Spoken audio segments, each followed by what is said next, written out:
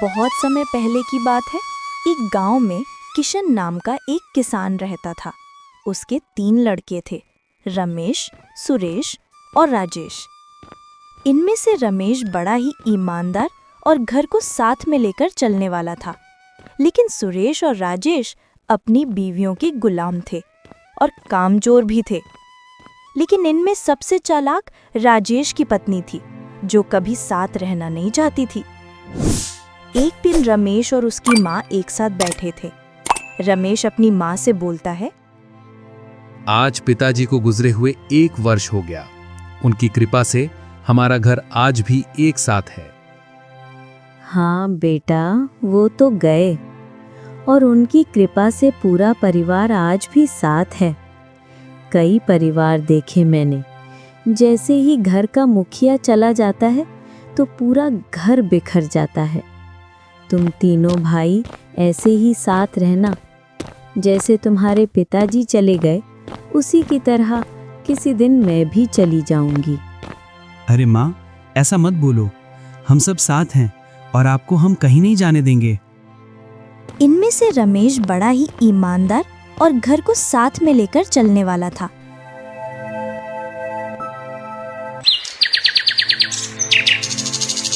एक दिन राजेश की पत्नी राजेश से बोलती है, पूरा काम हम करें, फसल हम निकालें, फसल में पानी हम दें और रुपए बड़े भैया रखें और उस तिजोरी की चाबी बड़ी भाभी रखें। ऐसा लगता है मानो हम इस घर में नौकर हैं। ऐसा नहीं है, तुम गलत सोच रही हो। बड़े भैया बाजार से कुछ सामान लाते हैं तो वो सबके लिए समान सामान लाते हैं। वो कभी भी किसी के साथ भेदभाव नहीं करते हैं। तुम्हें लगता है कभी उन्होंने तुम्हें फसल का हिसाब दिया? हाँ, ये बात तो तुम सही कह रही हो। उन्होंने आज तक हमें हिसाब नहीं बताया। क्या मालूम वो हमें बेवकूफ बनाकर कम धन दे दे जब बंटवारा हो, और उनके बच्चे महलों में रहे और हमारे बच्चे सड़क पर। हाँ, तुम सही बोलती हो। कल ही मैं पूरी फसल का हिसाब करवाऊंगा। दोनों सो जाते हैं।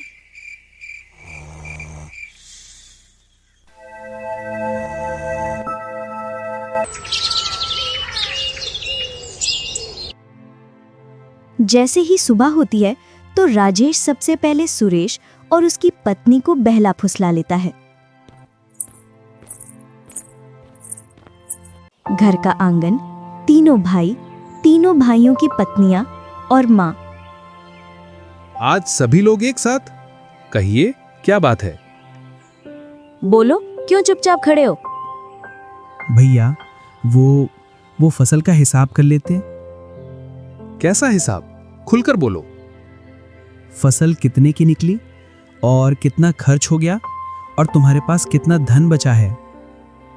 तुम्हें अपने बड़े भाई पर विश्वास नहीं जो तुम उससे हिसाब मांग रहे हो? अरे, ऐसा क्यों बोल रही हो? उनका अधिकार है हिसाब मांगने का। तुम दोनों को हिसाब के बारे में जानना भी चाहिए। कल तुम्हारे भी काम में आएगा। अरे सविता, मेरी डायरी निकाल लाना मेरे कमरे से, जिसमें हिसाब लिखा है। रमेश अपने दोनों भाइयों को पूरा हिसाब बता देता है। रात का समय, राजेश, सुरेश और उनकी पत्नियां एक साथ बैठकर बातें कर रहे थे। तभी राजेश की पत्नी बोलती है, अब हमने हिसाब तो ले लिया, लेकिन सारा धन तो उन्हीं के पास रखा है। अगर हमारा धन हमारे पास रहेगा तो हम अपने मन के मुताबिक सामान खरीद सकते हैं। हाँ, तुम्हारा कहना भी सही है। अभी हमारे पास कुछ भी नहीं है। अभी भी हम बड़े भैया भाभी पर निर्भर हैं। अगर हमारे पास धन होगा तो हम किसी पर निर्भर नहीं रहेंगे। ये संभव नहीं है और तुम लोग ये पालतू की बकवास छोड़ो और अपना काम करो। तुम्हारा क्या? कल जब सारा धन बड़े भैया रखकर बैठ जाएंगे तो तुम अपने हाथ पर हाथ रखकर बैठ जाना। ना तो तुम्हें हमारी फिक्र है और ना ही बच्चों की। कैसी बातें कर रही हो? बड़े भैया को खेती के बारे में जितनी जानकारी है उतनी हम दोनों को नहीं है। ये बोलो ना, तुम्हें काम नहीं करना और अपने बड़े भैया के खिलाफ भी नहीं जाना। ऐसा नहीं है, मानो मेरी बात को। उस रात चारों की सलाह बनती है हम बड़े भैया से अलग होकर अपना अपना काम करेंगे और अपने लिए धन इकट्ठा करेंगे।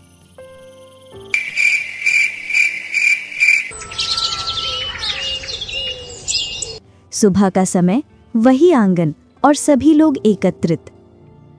अब क्या हुआ? चलिए सब अपने अपने काम पर चलते हैं। भैया रुकिए, हमें आपसे कुछ बात करना है। कहो, अब कौन सी बात करना है?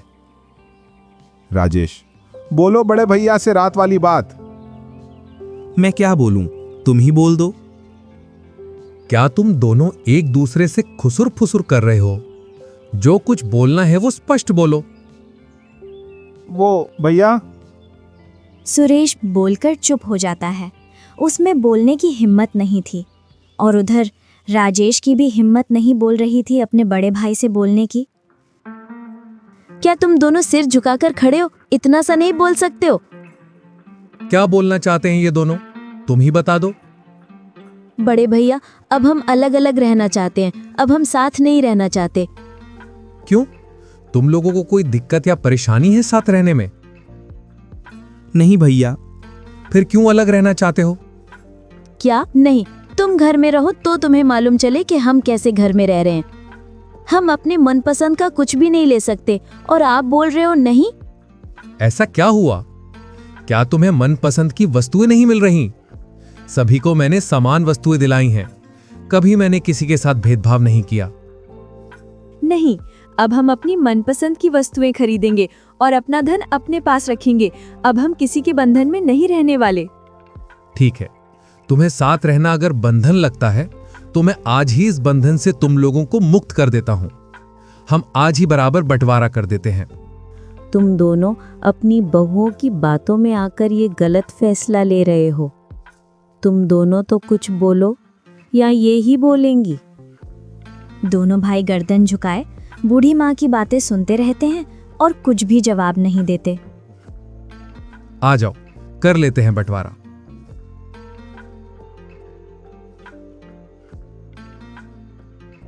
रमेश तीनों भाइयों में बराबर धन बांट लेता है और तीनों भाई एक एक घर रख लेते हैं और बराबर जमीन बांट लेते हैं। लो भाई, हो गया बंटवारा। अब तो खुश हो? अब अपनी इच्छा के अनुसार काम करना। हमारा साथ यहीं तक था। चलो मां, रहने दो इन्हें इसी घर में। रमेश, उसकी पत्नी और माँ दूसरे घर में चले जाते हैं। उधर राजेश और सुरेश की पत्नी, अब तो हमारे पास बहुत सारा धन है, हम जो चाहें वो खरीद सकते हैं। हाँ, अब तो हमारे पास धन ही धन है। और राजेश अफसोस में बैठा था और सोच रहा था, कल से पूरा घर संभालना है और खेती बाड़ी भी।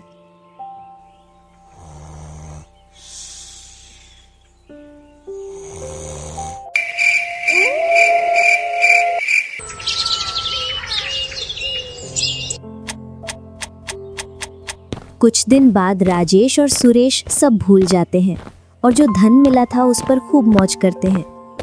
कभी राजेश की पत्नी नए नए हार लाती तो कभी सुरेश की पत्नी नई नई साड़ियाँ। ऐसे ऐसे 6 महीने गुजर जाते हैं और चारों ने खेतों की तरफ मुड़कर भी नहीं देखा। इधर रमेश अपने खेतों पर पूरी निगरानी रखता है और उसकी फसल खूब लहरा रही थी। उधर राजेश और सुरेश के खेत खाली पड़े थे। रमेश अपनी माँ से बोलता है, दोनों को अपने भविष्य की कोई फिक्र नहीं है। जो धन मिला था उसको उड़ा रहे हैं। अभी तक खेतों की तरफ मुड़कर भी नहीं देखा। और कुछ दिनों बाद इन्होंने गांव वालों से कर्जा लेना शुरू कर दिया। नमस्कार मुखिया जी। बताओ कैसा आना हुआ? कुछ नहीं मुखिया जी, थोड़ा सा धन उधार चाहिए था, 3 महीने में लौटा देंगे। देखो भैये, बिना कागज के मैं किसी को धन नहीं देता। आपको अपनी जमीन के कागज देने पड़ेंगे, तभी मैं आपको उधारी पर धन दे पाऊंगा। मुखिया को वे अपनी जमीन के कागज देकर धन ले आते हैं और फिर से वही हाल। कर्जे की कोई फिक्र नहीं, मस्त खाना, बढ़िया से बढ़िया रहना और खूब घूमना, और चारों के बड़े शौक। इसी शौक में वे अपनी सारी जमीन और घर गिरवी रख चुके थे और जहां भी संभव हो वहां से कर्जा ले चुके थे। मैं क्या बोल रहा था, हमने खूब शौक पूरे कर लिए अपने, और हमने लगभग पूरे गांव से कर्जा ले लिया। अब भी समय है, अब हम कुछ काम कर लें जिससे कुछ फसल निकल आएगी और अपने खर्चे के लिए कुछ फसल बेचकर धन मिल जाएगा। अरे भाई, काम तो नौकर लोग करते हैं, हम तो जमींदार हैं, हम तो राज करेंगे, राज। इतने में ही मुखिया आ जाता है। और भैये राजेश, अब तो हमारी उधारी का धन लौटा दो। अभी तो नहीं है मुखिया जी, अगली फसल पर लौटा देंगे। ना भैये, मुझे तो मेरा धन आज ही चाहिए, वो भी ब्याज समेत।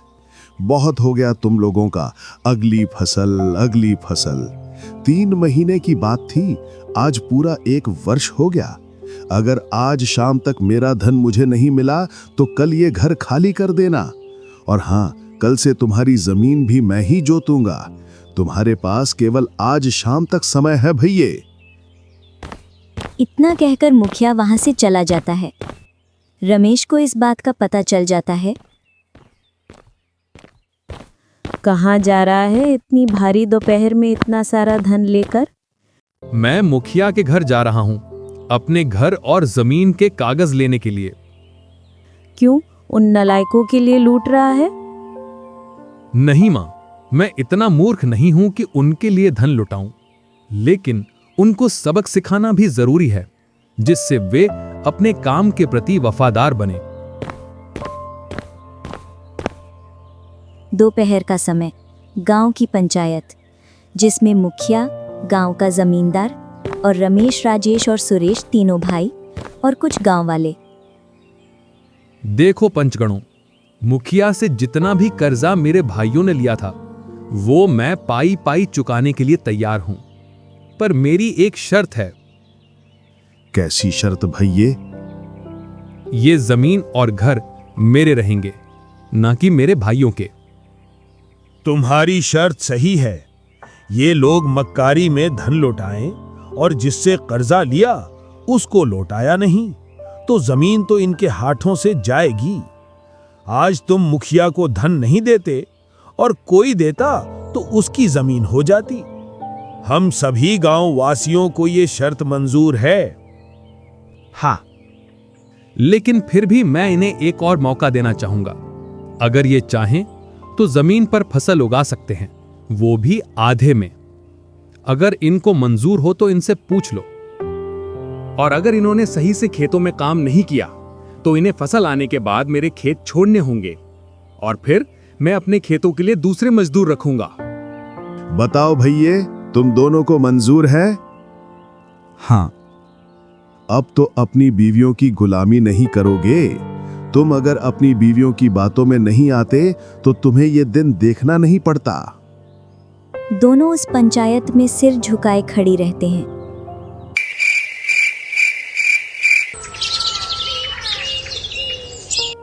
दूसरे दिन रमेश ने घरों में ताले लगवा दिए। भैया, हम कहाँ रहेंगे? राजभूख बहुत कर लिया तुम लोगों ने। तुम्हारे लिए खेतों पर आलीशान झोपड़ियां बनवाई हैं, उन्हीं में अपना राज्य का विस्तार करना। और हां, आज अगर तुम दोनों शाम तक एक खेत की खुदाई कर दी तो तुम्हें 1 महीने का राशन मिल जाएगा।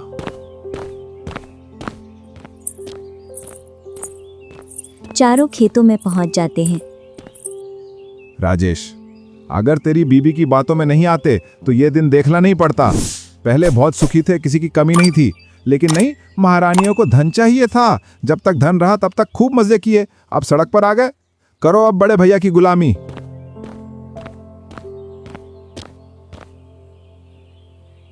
नहीं चाहिए मुझे, ऐसे दोपहर में मुझसे काम नहीं होता। महारानी, अब राज सिंहासन छिन चुका है, अब हम गुलाम हैं और शाम तक ये खेत तैयार करके देना है, नहीं तो खाने के लिए अनाज नहीं मिलेगा। वो देख तेरी देवरानी, उसका सारा मेकअप उतर गया, वो भी तो काम कर रही है। चल इधर और काम कर।